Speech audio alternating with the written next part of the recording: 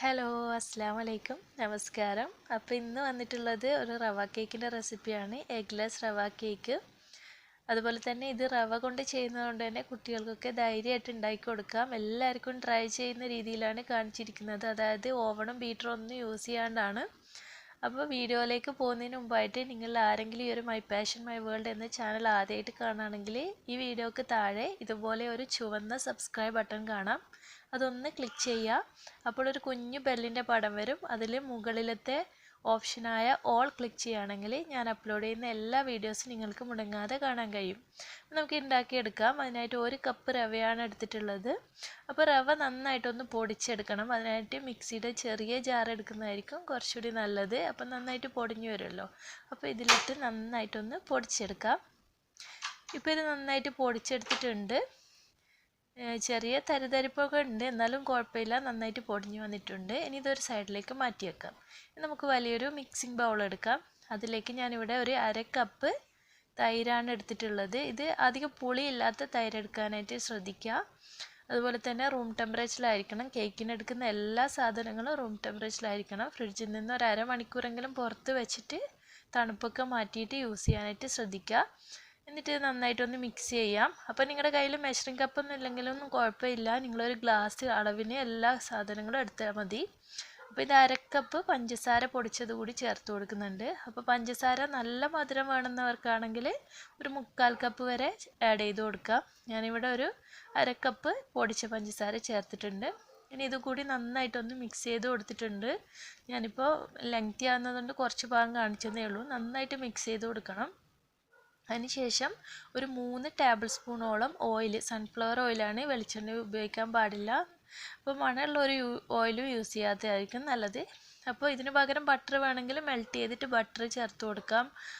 അപ്പോൾ ഇനി അടുത്തായിട്ട് 1/2 കപ്പ് പാല്, നല്ല ഫുൾ ഫാറ്റ് മിൽക്ക് എടുക്കുമ്പോൾ കുറച്ചുകൂടി ടേസ്റ്റി ആയിരിക്കും നമ്മുടെ കേക്ക്. ഇതെല്ലാം കൂട്ടി നന്നായിട്ടൊന്ന് മിക്സ് ചെയ്തെടുക്കുക. ഇനി ഇത് ഞാൻ വാനില ഫ്ലേവറിലുള്ള കേക്കാണ് ചെയ്തെടുക്കുന്നത്. അപ്പോൾ എസൻസ് നിങ്ങൾക്ക് ഇഷ്ടമുള്ളത് ചേർക്കാം. ഞാൻ ആദ്യം കുറച്ച് ഉപ്പ് ചേർത്ത് കൊടുക്കുന്നുണ്ട്, ഒരു നുള്ളുപ്പ്. അതിനുശേഷം നമുക്ക് ഇതിൽ എസൻസ് ചേർത്ത് കൊടുക്കാം. വാനില എസൻസ് ആണ് ചേർക്കുന്നത്. പൈനാപ്പിൾ ഫ്ലേവർ ഇഷ്ടമുള്ളവർക്ക് പൈനാപ്പിൾ ഫ്ലേവർ അങ്ങനെയൊക്കെ ചെയ്തെടുക്കാം. അപ്പോൾ ഞാൻ ഒരു 1/2 സ്പൂണോളം വാനില എസൻസ് ചേർത്ത് കൊടുത്തിട്ടുണ്ട്. ഇനി നന്നായിട്ടൊന്ന് മിക്സ് ചെയ്തതിന് ശേഷം നമ്മൾ നേരത്തെ തന്നെ പൊടിച്ച് വെച്ചിരിക്കുന്ന റവ കൂടി ചേർത്ത് നന്നായിട്ടൊന്ന് മിക്സ് ചെയ്തെടുക്കാം. കുറച്ചായി ചേർത്ത് ഇതുപോലെ മിക്സ് ചെയ്യുന്നതായിരിക്കും കുറച്ചുകൂടി നല്ലത്. ഞാൻ ഇതിൻ്റെ മുമ്പ് ഒരു ഹെൽത്തി കേക്ക്, അതായത് അമൃതം പൊടി വെച്ചിട്ട് ചെയ്യുന്നത്, ബേക്കിംഗ് പൗഡറും ബേക്കിംഗ് സോഡയും ഒന്നും യൂസ് ചെയ്യാണ്ട് കാണിച്ചിട്ടുണ്ടായിരുന്നു. അപ്പോൾ അത് ഒരുപാട് പേര് ട്രൈ ചെയ്തു, ഫീഡ്ബാക്കൊക്കെ അറിയിച്ചു. അപ്പോൾ ഒരുപാട് താങ്ക്സ് ഉണ്ട് എല്ലാവർക്കും. അതുപോലെ തന്നെ എല്ലാവരും ഇതുകൂടി ഒന്ന് ട്രൈ ചെയ്ത് നോക്കി ഫീഡ്ബാക്കൊക്കെ അറിയിക്കണം. അപ്പോൾ ഇത് റവ ആയതുകൊണ്ട് തന്നെ നമ്മൾ നേരത്തെ അമൃതം പൊടി ചെയ്തതുപോലെ തന്നെ ഇത് റെസ്റ്റ് ചെയ്യാനായിട്ട് വെക്കുന്നുണ്ട്. ഇതിപ്പോൾ ഒരു അരമണിക്കൂറോളം നമുക്ക് റെസ്റ്റ് ചെയ്യാനായിട്ട് വെക്കേണ്ടി വരും.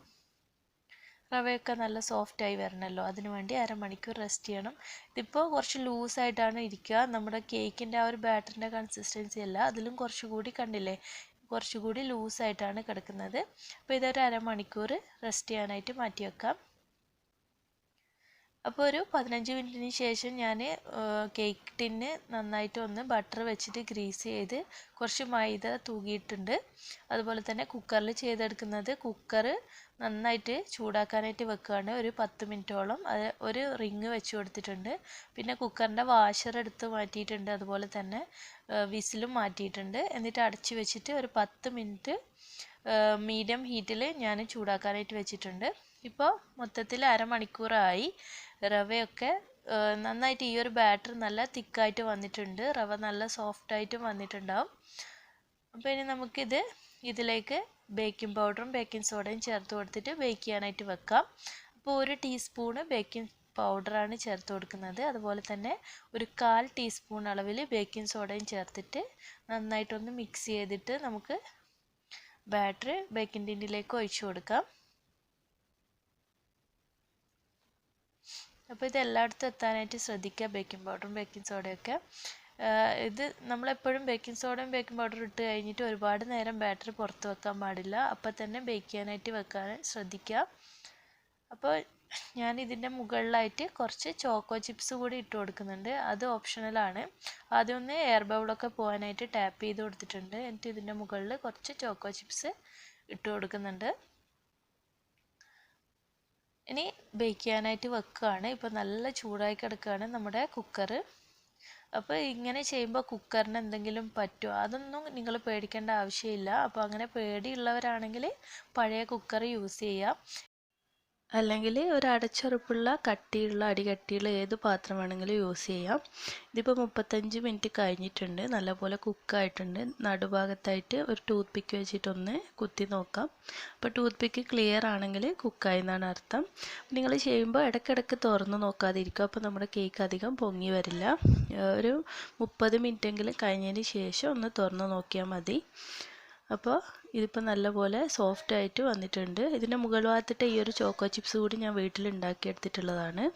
അതിൻ്റെ ലിങ്ക് ഞാൻ ഡിസ്ക്രിപ്ഷനിൽ കൊടുക്കാം. മുന്നേ വീഡിയോ അപ്ലോഡ് ചെയ്തതാണ്. കാണാത്തവരുണ്ടെങ്കിൽ ഒന്ന് കണ്ടു നോക്കുക. ഇതിപ്പോൾ ഒരു വയറാക്കിലേക്ക് മാറ്റിയിട്ടുണ്ട്. നല്ല സോഫ്റ്റാണ് നമ്മുടെ കേക്ക്. അപ്പോൾ നമുക്കിത് തണുത്തതിന് ശേഷം ഒന്ന് കട്ട് ചെയ്ത് നോക്കാം. നമ്മുടെ കേക്ക് നല്ല സോഫ്റ്റാണ്, അതുപോലെ നല്ല ടേസ്റ്റിയാണ്. അപ്പോൾ കുട്ടികൾക്കൊക്കെ ഉണ്ടാക്കി കൊടുക്കുക. ട്രൈ ചെയ്യുന്ന ടൈമിൽ എന്തെങ്കിലും ഡൗട്ട് ഉണ്ടെങ്കിൽ കമൻറ്റ് ബോക്സിൽ ചോദിച്ചാൽ മതി, ഞാൻ റിപ്ലൈ തരാം. അതുപോലെ തന്നെ ചാനൽ ആദ്യമായിട്ട് കാണുന്ന ആരെങ്കിലും ഉണ്ടെങ്കിൽ ഒന്ന് സബ്സ്ക്രൈബ് ചെയ്ത് സപ്പോർട്ട് ചെയ്യുക. പിന്നെ ഈ വീഡിയോ ഇഷ്ടമായാൽ ലൈക്ക് ചെയ്യാനും ഫ്രണ്ട്സിനും ഫാമിലിക്കും ഷെയർ ചെയ്യാനും മറക്കരുത്. അപ്പോൾ ഇതുപോലുള്ള ഉപകാരപ്രദമായ നല്ല വീഡിയോസുമായിട്ട് ഇനിയും വരുമ്പോഴേക്കും താങ്ക്